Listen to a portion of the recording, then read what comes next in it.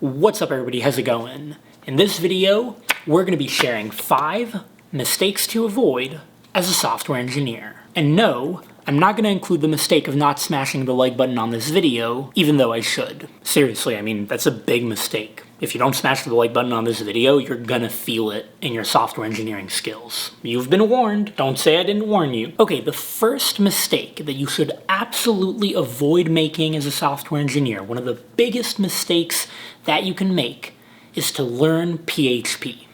Fine, I'm just kidding. I don't know why we always love to hate on PHP. It's not that bad. Am I kidding though? Okay, so seriously, the first mistake that you should avoid making as a software engineer is to delay tedious tasks like refactoring code. And here I'm specifically talking about when you're writing code and you catch yourself having written something that could be refactored into something better, or maybe you have your code up for code review and one of your coworkers tells you, hey, I think you could make this cleaner. Maybe you could refactor this, you could abstract this away, you could move this to another file. And instead of doing it right then and there, you decide to delay it. You will do it later. Spoiler alert. No, you won't. You're not going to do it later, and what's going to happen is that in 2, 3, maybe 6 months, one day you're just going to wake up and your code base will have turned into a fine Italian dish called spaghetti. Yes, spaghetti's amazing, but we don't want it in our code bases. When you identify a piece of code that you could spend 10 or 15 minutes refactoring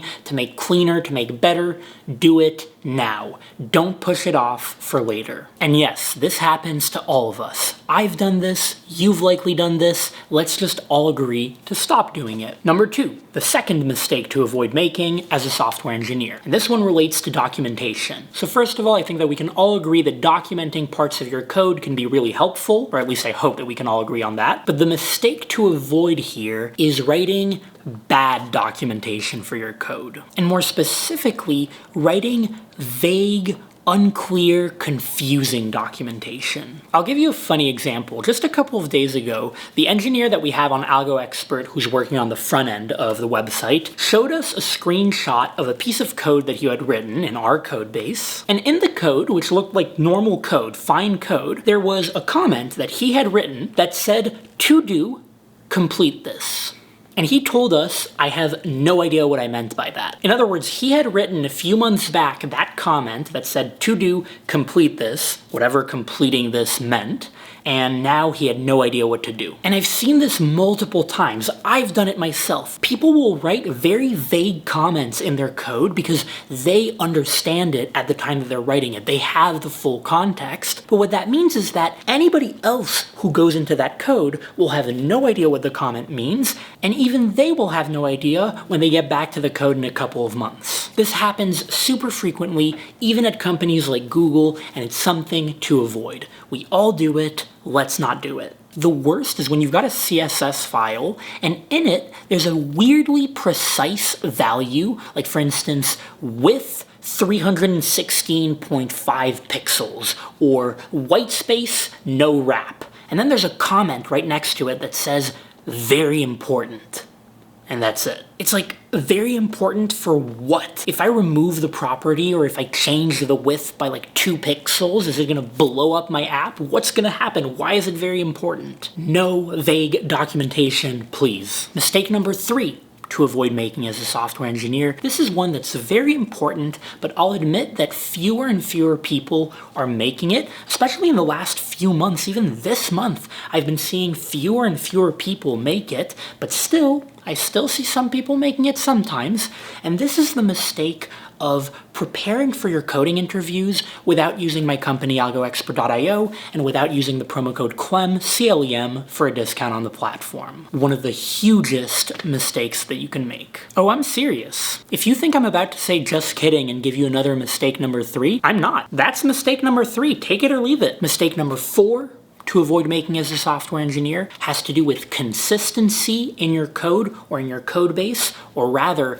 lack thereof. It is very easy to start going down the slippery slope of inconsistency when writing code. Some files I'll capitalize and others I'll lowercase. Some types I'll pluralize and others I'll singularize. For some parts of my code, I'll rely on constants that are declared in some global file, and other parts of my code, I'll have a special constants file in the directory of the files that use those constants. For some of the values that my API returns, I'll use camel case, and for others, I'll use snake case. All these little inconsistencies seem trivial when they're isolated, but the more they pile on, the more they add up, and trust me, they do add up. Even at big tech companies like Google that have rigorous style standards, the more they add up, and the closer you get to that spaghetti. That oh-so-succulent spaghetti, the one that we want to keep out of our code bases.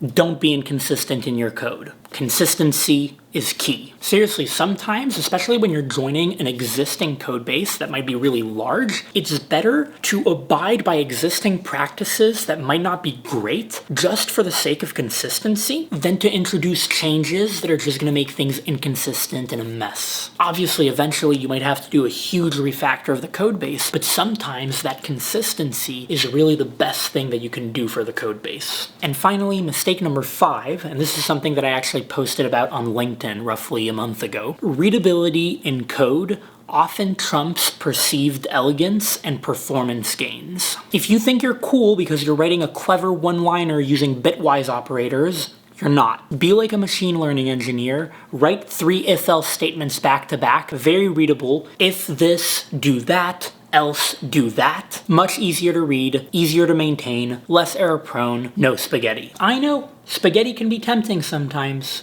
especially when it's lathered with marinara sauce and sprinkled with Parmesan. It's tempting, but there's a time and place for spaghetti, and your code base isn't it. And same thing with the performance gain. You'll often see people, especially people who might have been preparing a ton for coding interviews, for instance, where you really care about having the optimal solution, you really care about time complexity, space complexity, and those things are really important, and they have their use cases, but a lot of the time in practice, you're not going to care that much about the time complexity of something. For instance, if you're building a web app and you're dealing with a list of at most 50 elements, because maybe you have a paginated list where you can only show 50 elements at a time, maybe storing your list of 50 items in a list, an array, is going to be easier to read and take the O of n removal time or the O of n searching time. Because that O of n in practice is constant time. It doesn't matter. Don't bother making your code harder to understand by trying to dump everything in a hash table or something else. To be clear, I'm not saying that you should never give a shit about time complexity or about performance. No, and there are certain cases where that's going to be really important, more important than readability. You will favor a more optimal algorithm for more complicated code. And coding interviews is definitely one of those times. But nonetheless, oftentimes in practice,